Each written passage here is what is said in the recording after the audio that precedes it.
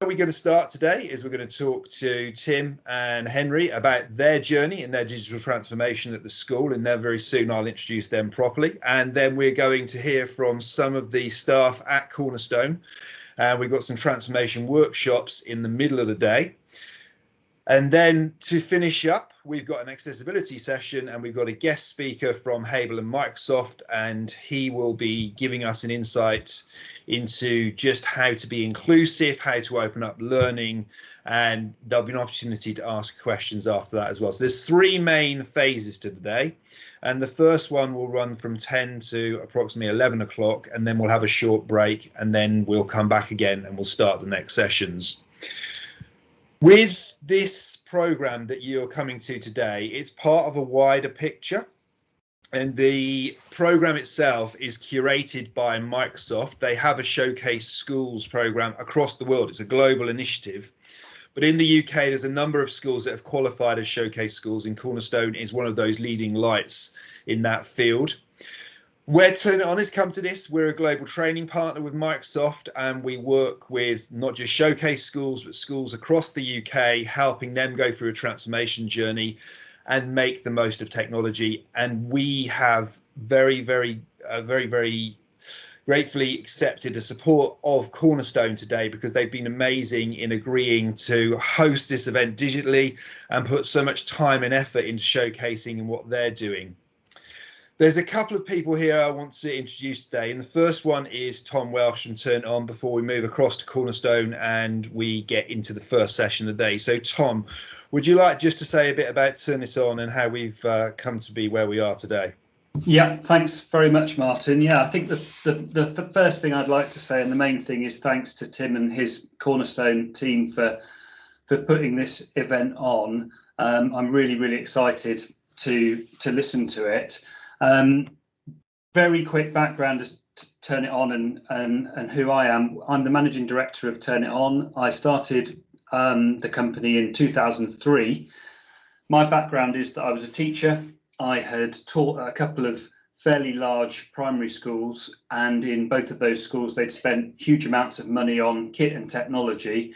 And what I noticed in the course of my teaching was that it very rarely got used, and if it did, it was nothing like to its full potential, and it just seemed like a huge wasted opportunity, and not to mention waste of money. And the reason I felt that the technology wasn't used was either it didn't work and needed technical support, but just as importantly, even if it was working, the teachers didn't really know how to get the most from it, and just a shiny piece of technology on its own was never enough. So a big part of our service right from the beginning has been around CPD and training. And for my own CPD and training, I have found opportunities to go and visit Showcase schools, or just people that are really embracing and adopting the technology, the most beneficial thing that I can do, more than a formal training session. So I really hope that people get lots from today, and like I said, Martin, I'm really excited to learn more myself today as well. So that's it. Thank you, Tom. Okay, I'm going to hand over at this point to Tim and Henry, who are going to take us through the journey at Cornerstone, their personal experiences and insights. Please do keep popping things into the chat. We will monitor those and we'll come and pick those questions up. And I'm sure Tim and Henry will do their best to answer anything that you're curious about. But I'm going to stop at this point and hand over. And also, if you want to swap presentations, please do so. Or if you need us to share your presentation on this side, we can as well. Thank you very much, and good morning, everyone. I think, have you got our slides embedded within yours, or? Let me just call them up one moment. I will open them up for you.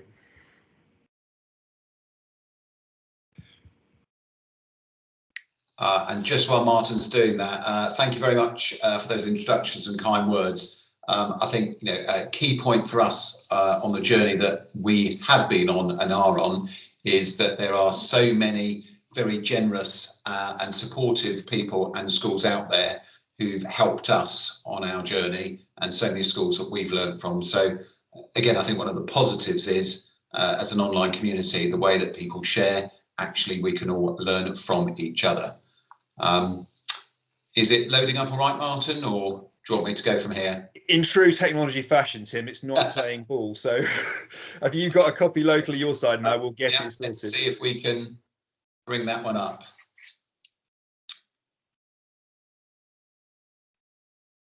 Can everyone see that one okay? Lovely. Yes. Mrs. Needham's nodding, so lovely to have one of our school governors here with us as well. So thank you for joining. Really lovely to see everybody. Thank you very much for giving up your time, however much time you give during the course of today. And as Tom was saying, we're going to spend the first hour or so just talking about the journey that we've been on here at Cornerstone in terms of how we've been leading digital transformation with our staff, with our children, with our parents and our whole school community. And there have been difficulties, there have been pitfalls, but there's also been lots of excitement and lots of benefits. We will keep putting our contact details in the chat, and we've got a wakelet to share at the end with those as well. But Henry and myself are the two people talking at this point of the day. We've got our email addresses there, and we're also on Twitter. So if you would like to contact us either during the sessions today or afterwards, please do reach out. We're very happy to help. Henry, do you want to just come off mute and introduce yourself before we get going? I'm Henry Penfold. I'm digital leader at Cornerstone Primary School, and also Me Expert, which is Microsoft Innovative Educator Expert, just like everyone that is also presenting today.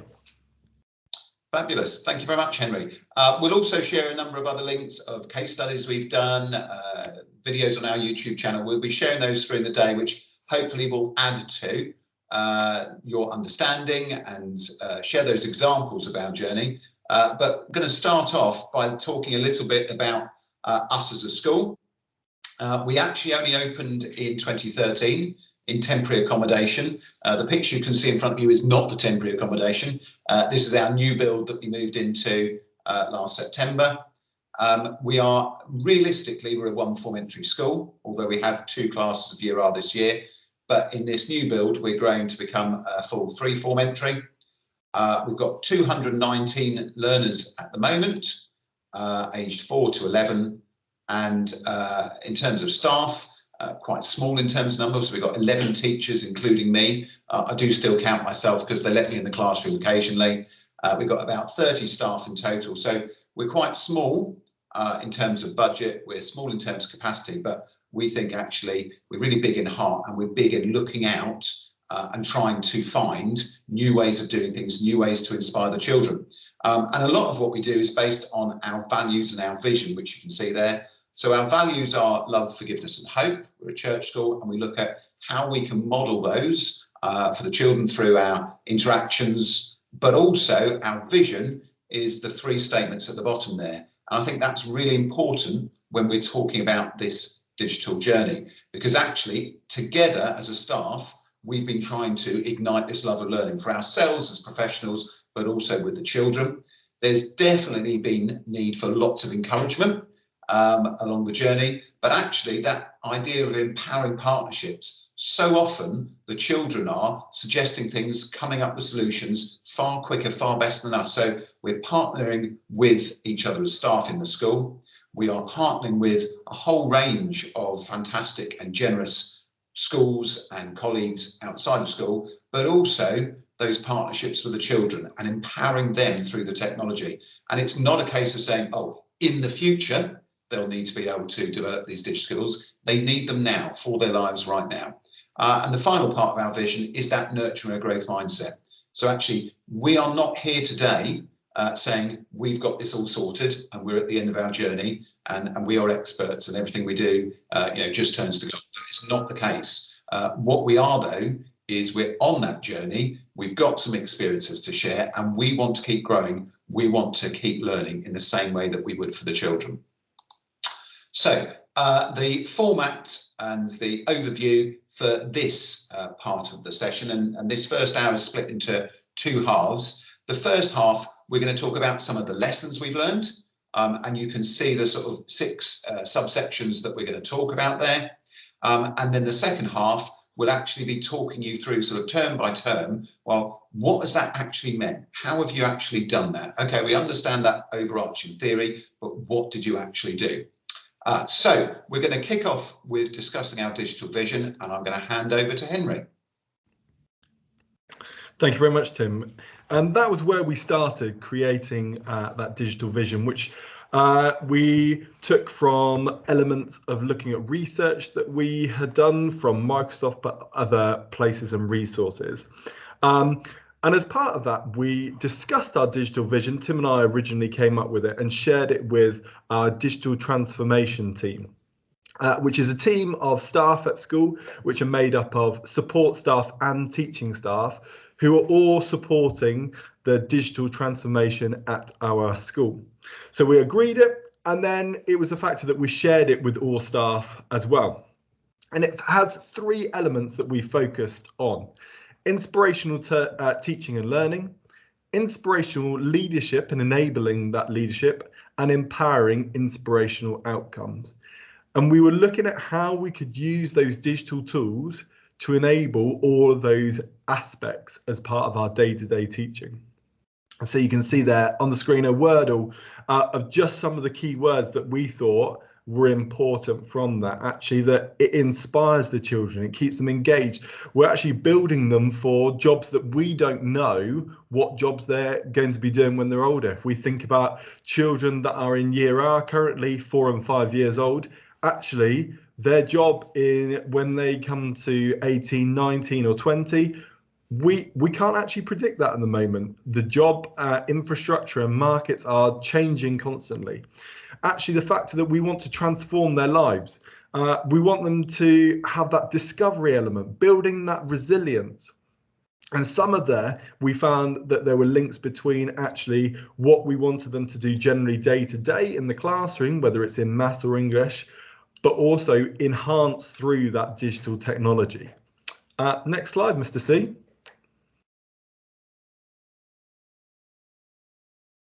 So we thought about thinking about how we could use CPD to support all staff, gaining that knowledge and also understanding the tools that we wanted to implement. So we started with a Cornerstone training team, who you're going to hear all from today, who are made from people that are phase leaders, myself as digital leader, also members of the senior leadership team. And we have delivered training with other schools. We have delivered training as in school as well. And we've also created a factor. When we first moved to teams, we thought, actually, how were we going to engage staff, and what was the best way in which we could engage them that was the shortest time? Obviously, time is always an aspect that is a challenge. There's never enough time in the day as a teacher to complete all your tasks. So we designed a mini CPD. So each week, Tim or myself would produce a video that would highlight the main aspects of the different tools that we were discussing about. So whether it was OneNote, whether it was forms, and these were pocket takeaways that staff could easily use and support with their training. And actually, Tim, I'm sure, has already posted or possibly posting a link to our YouTube channel, which has all of those in. So actually, we now then use them with external people with that support. We also did staff surveys and understood about what elements staff were less confident at, what were they more confident at as well. And related to that CPD, we use the Microsoft Educator Center, or just transforming to Microsoft Learn, which has a huge wealth of free courses that can support that understanding and the CPD within the school. So we were able to actually, as part of new staff that join the school now, we have a digital pathway. So when a new member of staff joins, there are a series of courses we recommend that help them upskill their digital knowledge. And this really helps them to understand about why we are so invested in this digital element, but also helps them with the day-to-day teaching and learning. And as part of our staff meetings and our professional development, Tim and I came up with a short 3-worded phrase that helped particularly the elements of introducing new tools, that train, trial and embed.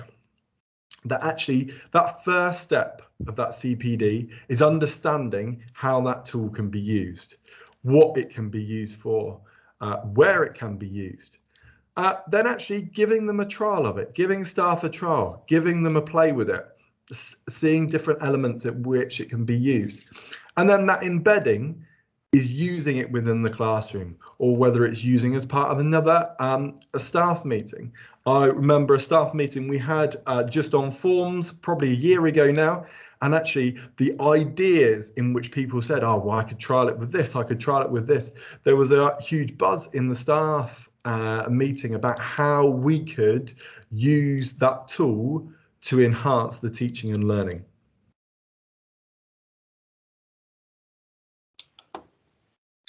Okay, and from linking in with that CPD, obviously we didn't want to have a scattergun approach, so we actually spent a decent amount of time planning these actions and thinking through the sequence that we wanted to do.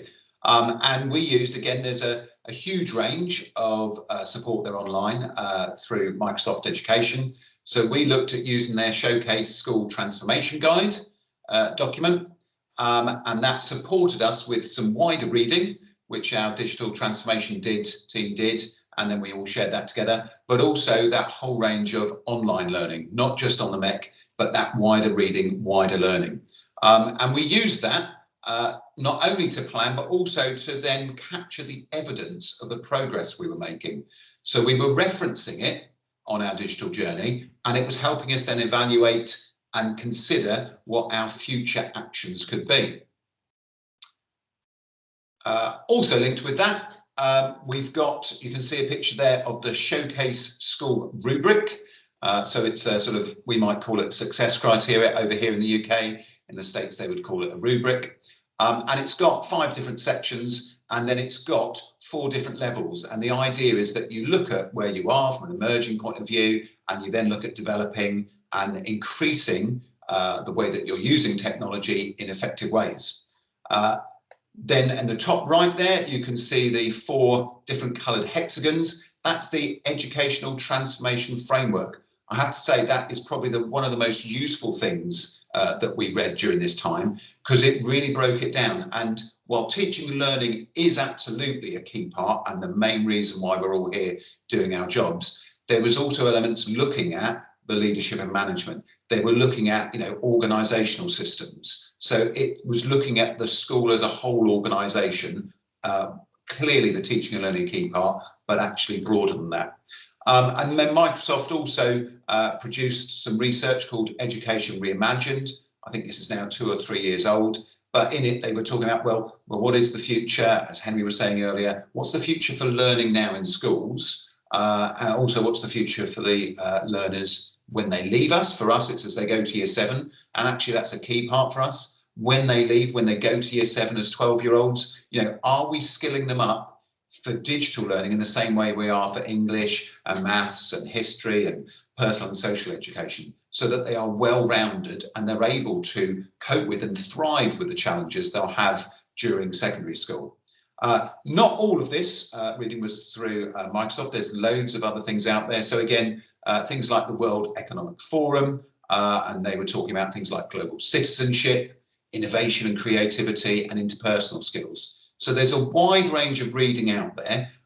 We will be, at the end of today, sharing a link with lots of these documents in there, so you can find them all in one place. I have one favour to ask before I think we move over to Henry, is if you haven't opened the chat box yet, it's the little speech bubble, please make sure you do. It's well worth having it alongside as you're watching and listening, because there's various points being added, and please do use that for questions.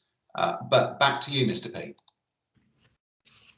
So I mentioned the DTT earlier, our digital transformation team, and they were the key in supporting the elements of driving those conversations and transformations. The benefit being that actually we had staff across the whole of the school, support staff that were based in Key Stage 2, we had some staff that were based in Key Stage 1. So actually we had all areas covered.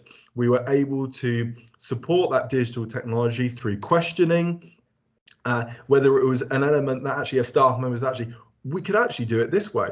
And there's much more I can see around the school, much more conversations of actually, no, let's not do it this way. That was how we used to do it. We can do it this way now. It's much quicker. It's much more efficient. It's better for the learners. And actually, one key thing was actually the leadership commitment and the enthusiasm. Actually, Tim's enthusiasm and commitment has helped support and drive that with the support of SLT as well.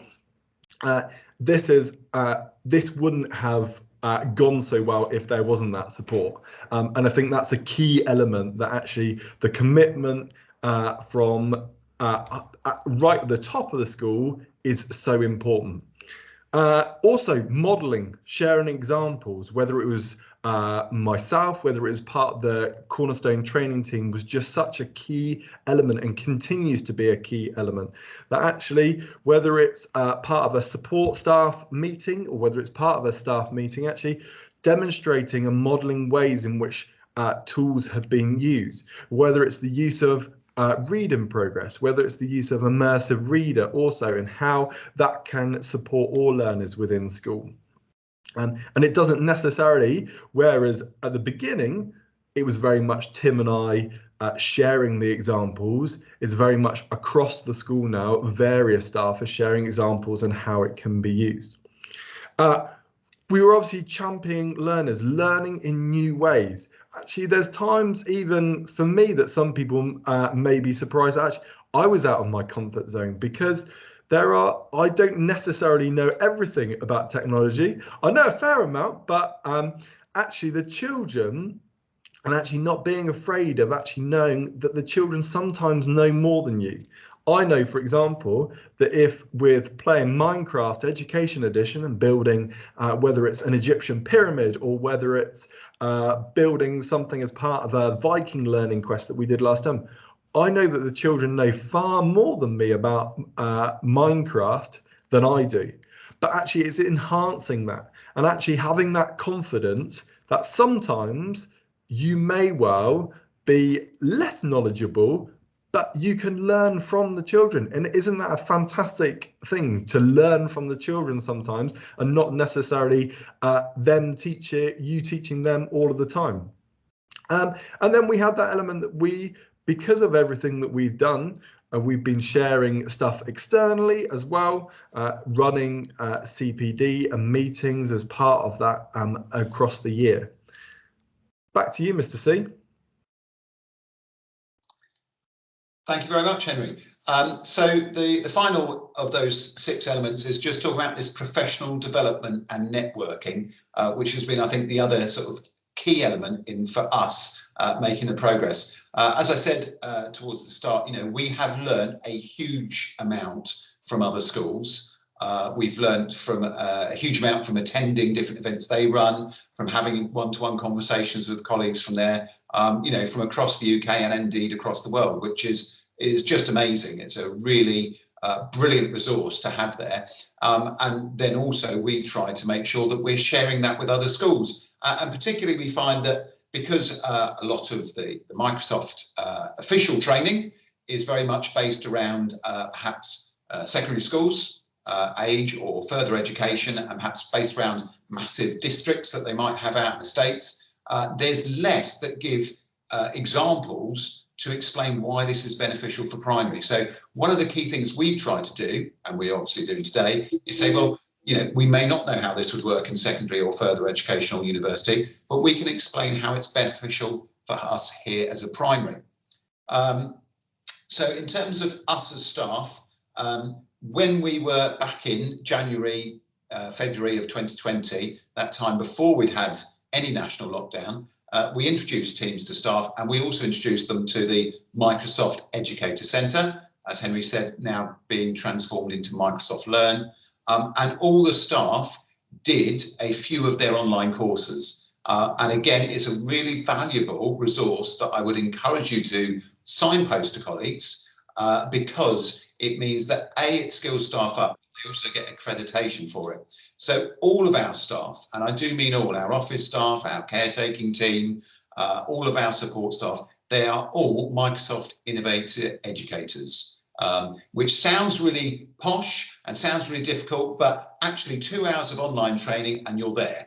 But the bonus is it's a real springboard and people then want to learn more and do more.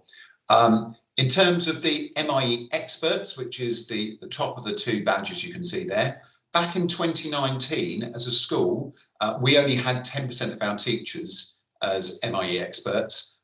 Here in 2022, we're actually up to 60%. So there's been a big increase of those teachers wanting to learn more. Similarly, with MIE trainers, back in 2019, we only had 10% of teachers. We've got 10 teachers. It was Henry, both of those occasions. But Henry was the only one who was an MIE trainer. But now there's 50% of us, the 5 people you're going to hear from today. So we've done extra online training, and then we've had to produce events and lead events. And again, for us, that's sometimes us stepping out of our comfort zone, us learning new ways and new skills. But it then means we're able to share that. We're able to more confidently use it with the children, which is really fantastic. So that's the sort of first half of this session, which is very much talking about, for our journey, these were the key elements we think have made it successful. What we're now going to do is tell you the story, really, and go back in time. So we are going back to 2019. So this was, as I say, prior COVID. And, you know, if someone had told us then there'll be national lockdowns, we would have just probably scoffed at them.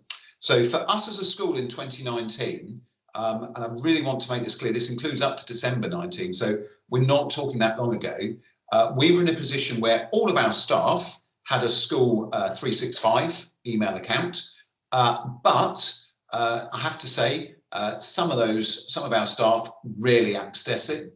A lot of our support staff who weren't on laptops didn't have it on any other device.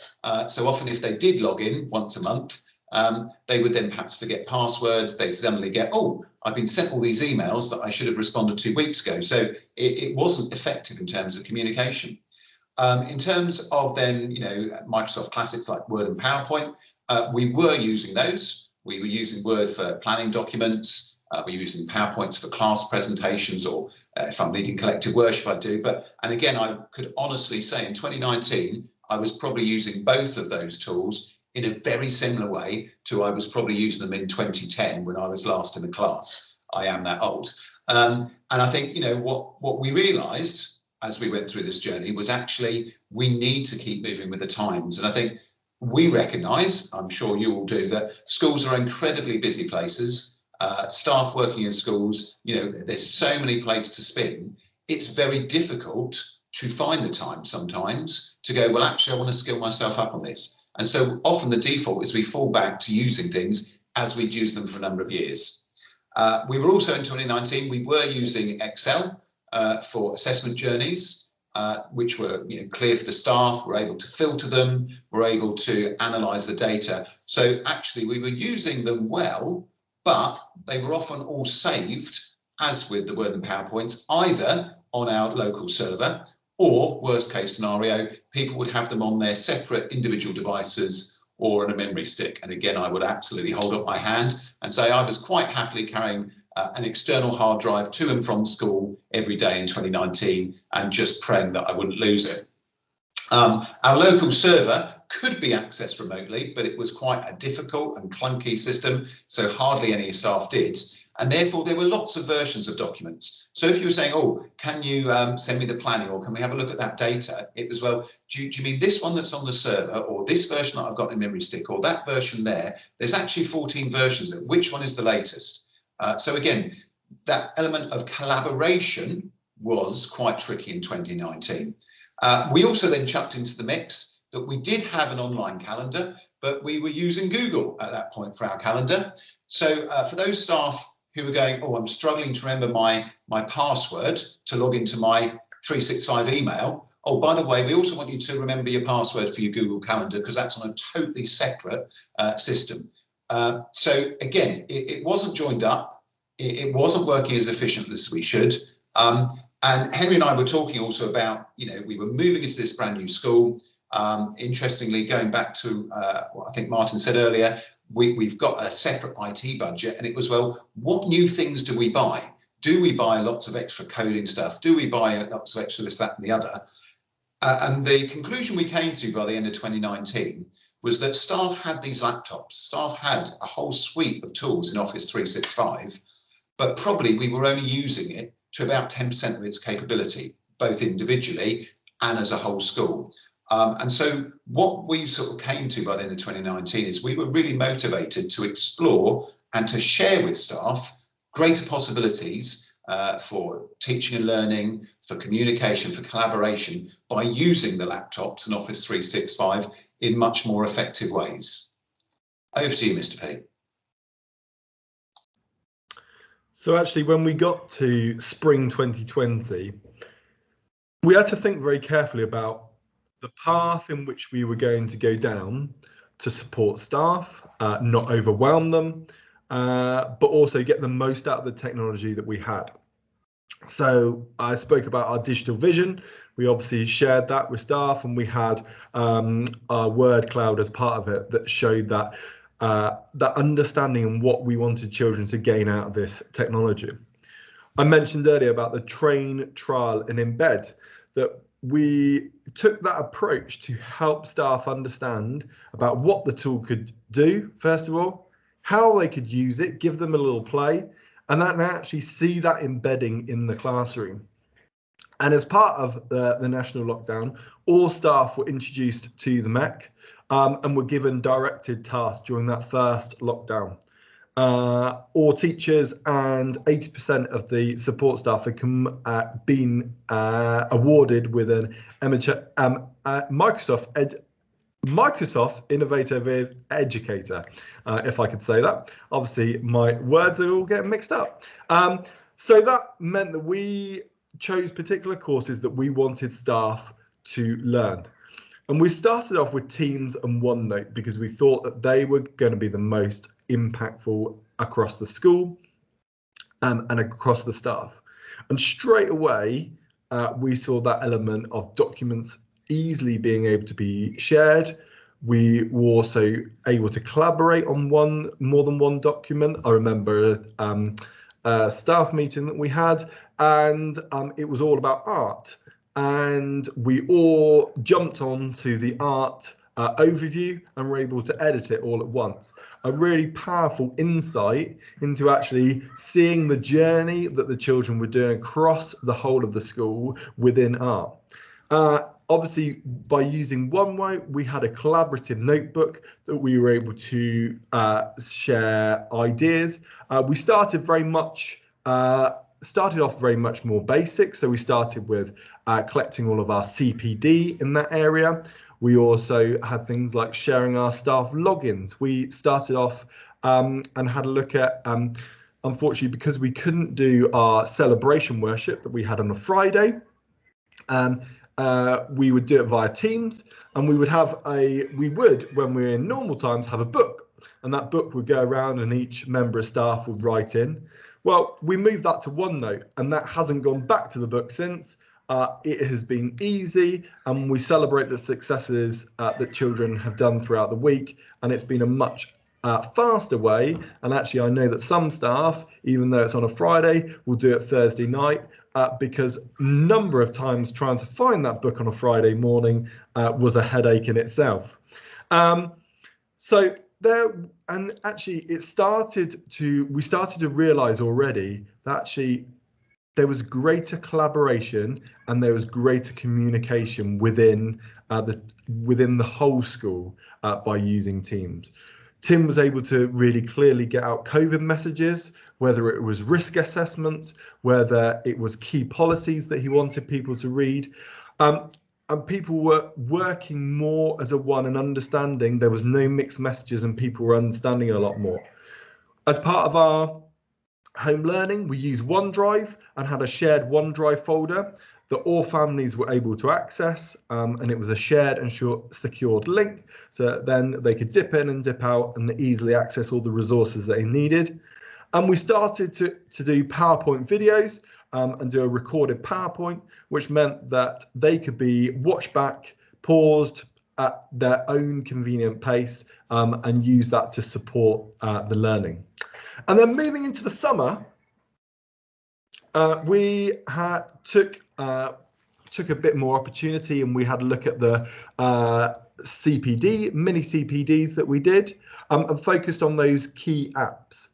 And with that, we also supported staff with one-to-one support, encouraging that uses.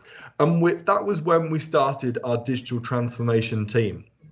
And considering there is 9 people on our transformation team out of a total 25 staff in total, it's a huge amount of the staff that support that digital transformation. And a fantastic thing about it is that actually they're not necessarily afraid to give guidance and support. So actually, just a conversation I had last week, one of the digital transformation team members came up to me and said, Henry, we really need this in school. This is going to help us streamline our processes more. Currently at the moment, we have Star laptops, and they're all in trolleys. And unfortunately, if a staff member wants to use a laptop, whether it's a support member of staff to work with a group, whether it's to do admin work or something that they need to do, they can't use it for a hugely long time, because once the 3-hour battery life is gone, then it's done. So actually a suggestion was that we have a laptop charger in each room. Just something that the digital transformation team are thinking about, how we can streamline our processes and support getting the most out of that technology. And in summer of 2020, I started off trying to use Teams with Year 6. We had the opportunity that we could have a try and a play with it and see how well they could get on with it. Don't be too keen, Mr. C. And actually, I could see the huge power with OneNote, and actually the children being able to have their own notebook with their English, with their maths that they were able to use. And then later on, as part of the summer, we introduced Teams class calls for all of the classes. So actually it supported their well-being.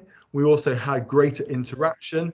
And actually, it didn't just support the well-being of the pupils, it also supported the well-being of the staff. The number of conversations I had over that summer with staff saying, actually, it's lovely to see my class again. Unfortunately, they couldn't all come back in, but actually that element of just being able to see them on a screen was fantastic, even if you did have to remind them to mute.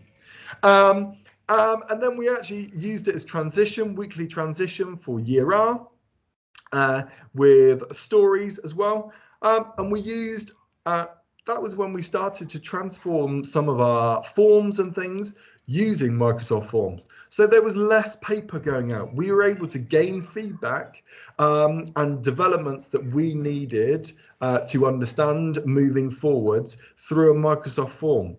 The amount of paper that we don't use now in school that is coming out of the office is huge.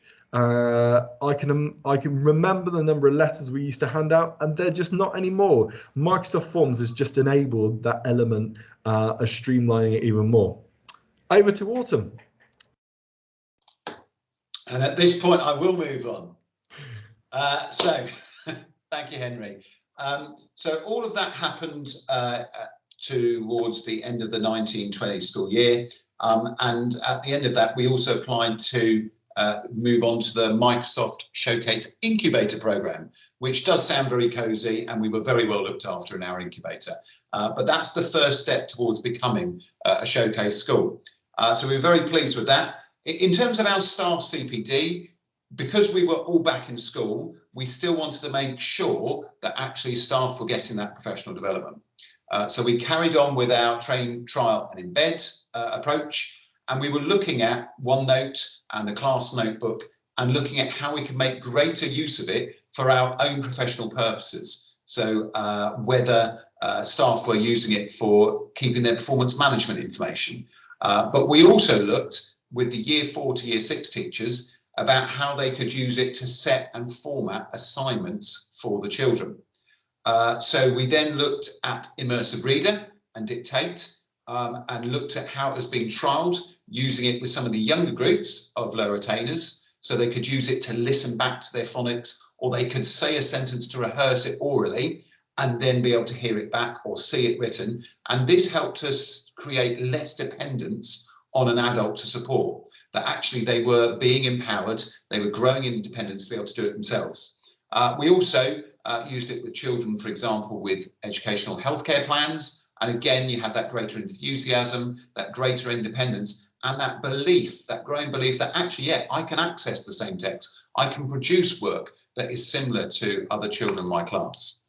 A big key thing for us in autumn 2020 was that our year 4, year 5 and year 6 classes were moved on to Teams and having a notebook within that. So we trained the children up in the classes in school in the first few weeks. We ran a parents' online workshop to make sure that they understood it. And we then produced a recorded PowerPoint video, which is on our YouTube channel, that we could share. So any parents who weren't able to come and said, I'm not sure what I'm doing, we could just send them that link.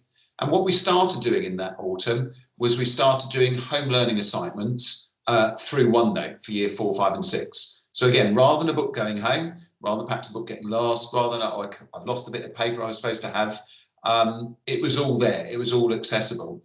And children's engagement generally, or genuinely I should say, went up. So we had some children, I remember the year 6 teacher saying, you know, some children who rarely did the home learning the previous year were sort of completing it and turning it around in 24 hours. And we're really proud and say, oh yeah, have I done it first? And have you had a chance to look at it? The other bonus, and I think this is still something we're working on and developing, I don't think we're quite there with this at the moment, but we have made progress, is that idea. We have a phrase here at Cornerstone that says learning always and always, and it's about removing barriers of time and space.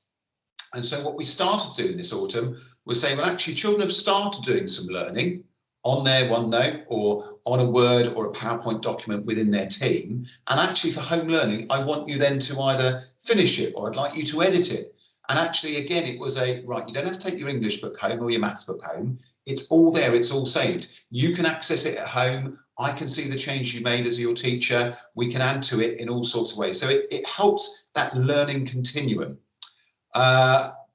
We also then had our digital transformation team analysing that Showcase School Transformation Guide and the Education Transformation Framework, which I mentioned earlier. I have put links in the chat.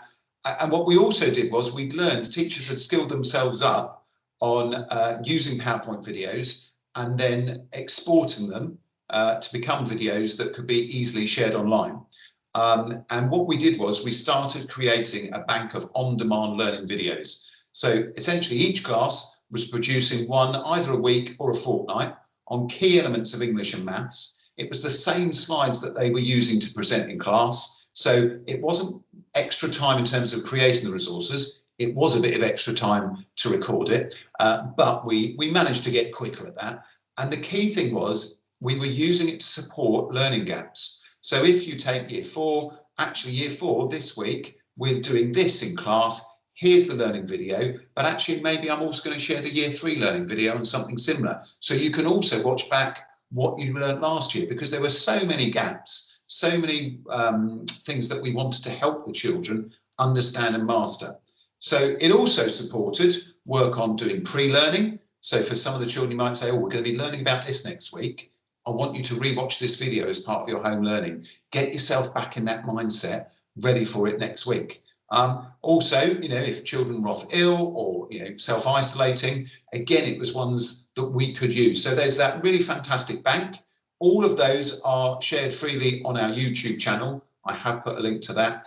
Again, what we found is that, you know, even this year, when children are self-isolating, it's one of those things you say, go back and let's look at this. What we also did using PowerPoint was we created a social story at the start of autumn 2020. So we created a PowerPoint with lots of photos saying, this is how the school's going to look different. This is the labels on the toilet doors. You're allowed in these areas, but not these areas. This is how we're going to do bubbles. But actually, by sending it out as a video, with 1 week left of the summer holiday, the children were able to watch that with families, discuss it. Oh, that's what this is going to look like. That's how this is going to work. And what we found was actually the children were happy to be back, but they were also confident being back. And then finally, the other thing that we did in autumn 2020, and again, I think it's a good example of saying there are great ways of doing things without technology, but sometimes if there is a barrier, technology can overcome it. So there were a couple of our classes who were doing science work in autumn 2020, where in the olden days of 2019, they would have gone around with a piece of paper and a survey and surveyed the other classes. But because we were in bubbles, no, you can't do that. We've got to stick in our bubble. But actually, as a class, we can create a form. We can send that to the other teachers. They can bring it up in their classroom. Their class can do the form. And so we were having collaborative scientific data being shared between classes, even with the children not being able to actually go and talk to them or go into each other's rooms because they were physically separate. So that was autumn 2020. And following that, obviously, was spring 2021. Back to you, Mr. P. And this is where we did our first event, which we wanted to support, particularly, as Tim mentioned earlier, the primary school and the younger age, with the resources that actually we were struggling to find. We did a lot of creating our own resources and actually wanted to share those with other people because we saw the benefit that we could gain out of it and the benefits that we had learned from other schools that we had had conversations with. So we delivered primary Teams 365 to over 500 colleagues all across the world, sharing examples of how we'd use Teams, OneNote, Forms, and also Sway. And we, as part of one of our professional development staff meetings, we had a look at their 21st Century Learning, which is a course on Microsoft Learn, all about how Microsoft see the learning and using digital technology. And it very much aligned to things that we had spoken about in our digital vision, but also that were on our teaching and for learning policy. And this was delivered by our DTT and our Cornerstone training team. And it proved a really insightful conversation as to elements in which where we had used knowledge construction or where we had used different elements from this course. Each class at this point had daily lessons on Teams. It was more interactive. We were able to provide immediate feedback. And actually, we were able to keep connected to that class. And we would have one lesson a day as part of that. At different times, because actually then it meant that families that had multiple children would be able to still access the lesson on it. And it was, for me as a teacher, it helped me, and actually I was able to understand a bit more as to what the children had learned, and actually, although not necessarily pinpoint one-to-one, but actually support that understanding and that learning that we were trying to particularly fill those gaps also. We also, as part of this time, looked at exploring the use of Sway, which is a tool that can be used for presenting, which it will go in more depth when Tamara shares it later. And we had a look at how we could use these as part of our Learning Quest celebrations and think about whereas we had parents coming in for a Learning Quest or a topic celebration, we were thinking about ways in which we could think outside the box that they could still be celebrated, but in different ways. And Sway was that way that we could use it. We also had a look at our use of forms as formative assessment, and we would use daily assignments in year 4 to 6 on OneNote, which was using embedding of forms as well as part of that. And then on that, we, as part of our digital transformation, Tim, myself, and other people would drip feed and show other tools that we could use. Whether it was part of explicit teaching or whether it was just part of our day-to-day practice. And Flipgrid was an example of this. And Tim modelled it as part of our collective worships. He would have a question and then the children record their responses. And this was used as part of World Book Day to encourage children and educators, both nationally and internationally, to share a favourite book that they recommended. And actually, we had lots of different ideas about books that people thought that were really great. And it meant that actually there was a meaning behind it. Children that had shared a book at our school could understand and see other books that people had recommended, and actually it gave it more purpose with it, necessary than just talking about it within the school or within the class. They gained such a lot more out of it. And then we move into summer 2021, and back to you. Thank you, Henry. So in the summer of 2021, we ran our second primary Edu event in June, and it was focused on inclusion and accessibility in primary schools. So we shared some information about Immersive Reader and Dictate and some of the newer features of PowerPoint, but we also then shared examples of how we'd used it in school, things that had gone well, things that perhaps hadn't gone well, and what we'd learned from it. If you are interested in attending any future events that we are running, I have again put that link in the chat. So we've got more events coming up this term and this summer. So with staff, what we did was we went back to carried on with the CPD, and there was a focus in the summer term looking at coding and computer science. Because we've done so much developmental work with things like Teams and OneNote and Office 365 apps, we wanted to remind staff that there was still this coding and computer science element of the curriculum that we also needed to make sure that we were doing and challenging the children and helping them learn and making progress. So we did some work on that. We also did a lot of work. Henry and Tamara trialled using OneNote as a whole class teaching app. So rather than using Active Inspire, which we'd been using before, they trialled using OneNote, and then they shared that at a staff development meeting and explained to staff why actually this was a better approach, why it gave more opportunities to embed things straight in it. So for example, in OneNote, you can have a PowerPoint embedded and play it directly from there.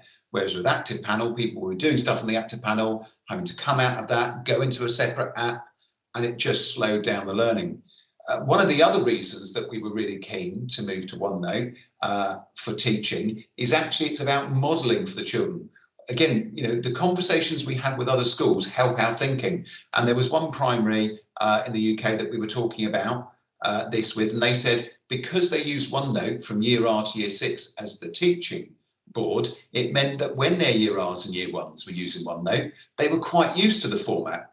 And I know as a head teacher, when occasionally I'm asked to cover a class when we really scrape the bottom of the barrel, we can't get anybody else, and I go in, the moment that I was shown Active Panel and I was up there trying to do stuff, because I didn't use it regularly, I didn't know, but the kids were so quick. They were, oh no, you just click here, Mr. Clark, you did it. Oh, should we just do it for you? Let's help you out here. And they were great. They knew it inside out. But what we wanted to do was get them to know OneNote inside out, because Active Panel is not something, Active Inspire, sorry, is not something that they'll be using in their schooling or as an adult, unless they're trained to be a teacher. What we also did then was carry on with the CPD for the digital transformation team. So linking back to what Henry was saying about the 21st century learning design, 5 of our teachers, 3/4 of whom are on the senior leadership team, undertook the Microsoft Certified Educator exam, which again isn't quite as scary as it sounds, but it was quite a bit of hard work, but we all passed, which was great. And then from that, we wanted to share the important messages from the 21st century learning with all the other staff so that they were aware. Again, you know, when we're talking about ed tech, it's the education first, it's the pedagogy first, and it's the tech there being used some of the time to enable it. So it's always about the learning first. So then we also did some work with Minecraft education. So year 4 and year 6 classes undertook a project called Mission Earth. And then because the children were really engaged with that, skilled up in it, and again, Minecraft is definitely something the children know better than us as adults, but they then started using it in their learning quest. So whether they were building volcanoes and then putting up signs, and then they were, for example, when I walked to Henry's room, some of the year 4s were saying, let me take you on a tour of this volcano. Let me explain to you about the different layers of crust in the earth. And to be fair, I didn't understand it all, but they certainly did, and that was the key thing. And then there was ancient Egyptian worlds that were being explored. So that immersive experience was really fabulous. Children highly engaged. They then also were really inspired to do lots of extra projects. So literally just this week, I've had a year 1 come to see me. They're doing a learning quest all about the Titanic. And this child in year 1 has built a model of the Titanic in Minecraft at home in their own time over a weekend, because they've been inspired by it and want to do it. And then they've got different decks with all the different details. And so this child and I then had a conversation, and I said, well, look, there's a way that we could do it where actually you could film that, and then we could have it as a video, and you could share it with all your class and school as well. So it's opening up those opportunities. It's giving children that choice and that voice and empowering them. One of the things that I did manage to do with Minecraft that I was pleased with, though, this was the last term, summer 2021, that we were in our old building and we were moving to our new building. And as any of you who've been involved in school building projects will know, it was running right to the last minute and there were a few delays. And so the children hadn't had an opportunity to go and visit the school, our new school. Most of the staff hadn't either. So I, with a bit of help from my 10-year-old daughter, who's much quicker than me, had a go at building the school out of Minecraft over a couple of weekends. And then I actually shared that using Teams with the whole school. And then the children were able to take a virtual tour round their new school, which wasn't finished, but at least get an idea of what was there. So that was the end of last academic year. And then obviously we came into autumn 21. So we continued using Teams and OneNote, and actually now across from year 3 to 6, we encourage the use of Teams and OneNote as part of weekly assignments, and also trying to embed it as part of daily teaching and learning, whether it's through Learning Quest, whether it's through, for example, today, typing up a newspaper report, as I know that within my phase they are doing at the moment. We also introduced the element of reading progress. Reading progress is a fantastic tool that can be used to support the fluency of reading. So it is all built in with AI, and children read a text that you have set them, and then it picks out whether they make any mistakes, whether they make any mispronunciations, and gives a percentage score as to how confident or their accuracy of reading. It then also records how many words per minute they do as well. And because of having this brand new school, we had the flexibility that where we were almost cramped and didn't have any space sometimes to work with groups or use breakout rooms, we have numerous classes now as we are gradually filling up year on year that are accessible. And one of those rooms is a studio that actually has a green screen wall. So that app in the bottom right hand corner called Doink, I introduced the staff in autumn to support whether it's part of a learning quest, whether it's part of another element of teaching, and using green screen, giving the opportunities for more staff to use. I know it's been used for elements of the Titanic. I know there was some things leading up to Christmas that were used.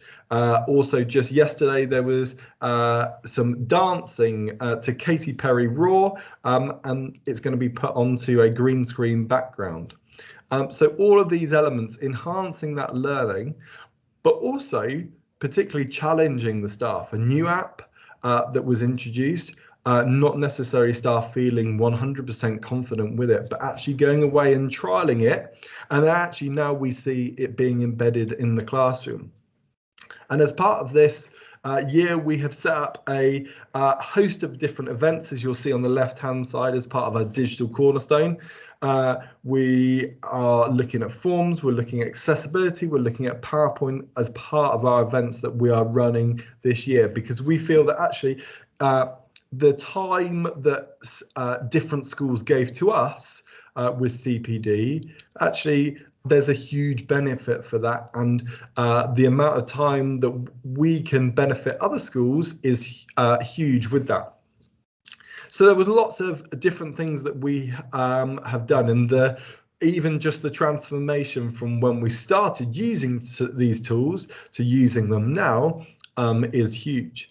One element across the whole school is that when Tamara and I introduced using OneNote as a teaching tool, now across the whole school this is being used. And just one element is the fact that within phases there's planning plus also resources in there that staff can easily access.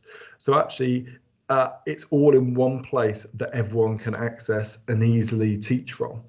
So for example, conversations that I have with my learning support assistant, actually she's read the planning or read the resources that we're even using that day before she even comes into work, because it's all there and accessible. Back to you, Mr. Clark. Thank you very much, Henry. And we were asked to talk between 10 and 11, and I think we've done quite well there. Normally I go on for at least half an hour more. So we've just come to the end of that first session. So I'm just finishing by reminding you, myself and Henry are just two of the 5 people, amazing people talking to you today. So Fran, our senior leader, Sarah, our Senko, and Tamara, our maths leader, will also be joining us through the course of the day. I'm just going to share a couple more links in the chat when I hand back, because what I'd like to do is share our case studies. So we've got a collection of case studies that share the examples from these last 2 years of this digital transformation. And in case you are just staying for this section of the day, I'm also going to drop in there a feedback and a contact form. It only takes 5 minutes, but we would really appreciate your feedback. So Martin, I'm going to stop presenting and hand back to you. Thank you very much, Tim and Henry. That is an amazing journey. When you see it set out like that, I know Lisa said it, it's just impressive about how far you've come and how much you've squeezed into a short space of time. And I mean, I love some of the ideas, just those simple things like the staff celebration worship book and getting away from the lost book, which everyone's searching for and scrabbling around on a Friday morning, to having it in OneNote. And in then being a teacher previously, things pulling on my heartstrings.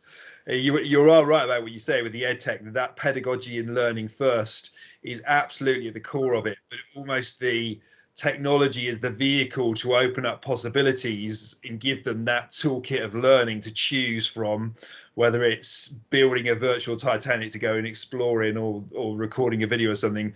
And I've used Doink before, and I love the green screen. The green screen work in there is amazing. I've done things like forecasts for the areas and all sorts of things in there. So it's nice to see how it's all blending together and just how impressive it is as a package holistically in where you're going this year. And I would say for anyone that's here, obviously, if you're going to become a showcase school, people, and Tim said at the beginning, people are really willing to help. You might think that with the pressures upon teachers and people in education workloads, they might go, oh no, sorry, I haven't got time to help you. But people willingly want to help you, want to share their experiences or give you hints and tips.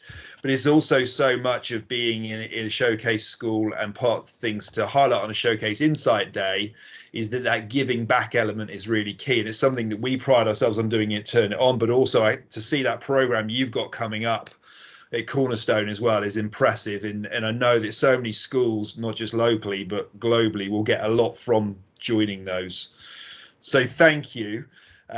Please do fill in the feedback, because I know from doing this sort of thing myself, the feedback is so important. It can also make you twig something that you might offer in the future or get some insight you hadn't thought of, and it's really important to get that. So please do fill the feedback in. But at this point as well, do you have any questions that you haven't popped into the chat that you want to unmute and ask Tim and Henry if they're able to do so? I appreciate we're slightly over time for the break, but also want to give people a chance to ask questions if they wish to ask a question. So is there anybody that does want to ask a question?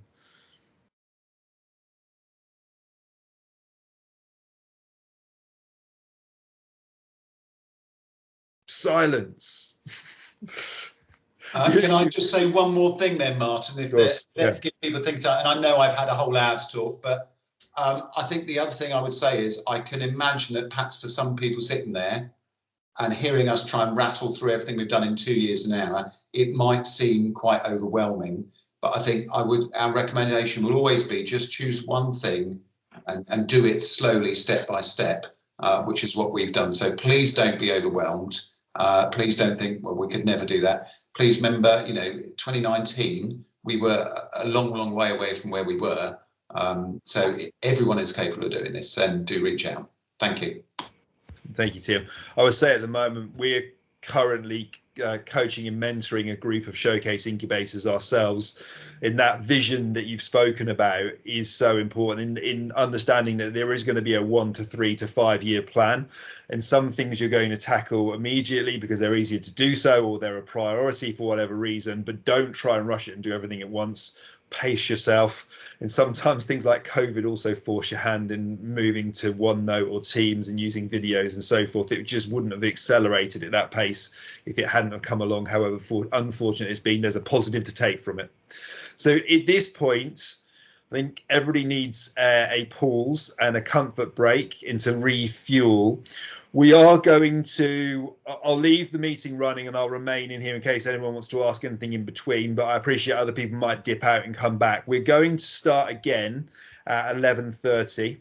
And when we begin at 11:30, Tim and Henry, along with Fran, Tamara and Sarah, are going to run some mini workshops to really showcase in a bit more depth some of the areas that have already been discussed in this first session and just the impact they've had across the school, whether it's supporting teaching and learning or whether it's wider in reducing workloads or improving communication and all those other benefits that you will get. So we'd love to see as many of you back here as you can at 11:30. But again, do feel free to ask questions, pop things in the chat because we can always pick them up when we come back at 11:30, and I will remain here anyway. So thank you so much for the people that have joined this morning. If you're going to stay on, you're more than welcome to continue at 11:30, and that session will run from 11:30 right up to 2 o'clock. So that is a fair chunk of time. And just with this session, everything will be recorded. So we'll stop the recording now for this session, but we'll begin the recording again for the next sessions. Please do go and do Tim's feedback. I think he's corrected the link there, so you've got a link that's working. And I will see you all back here at 11:30. Thank you.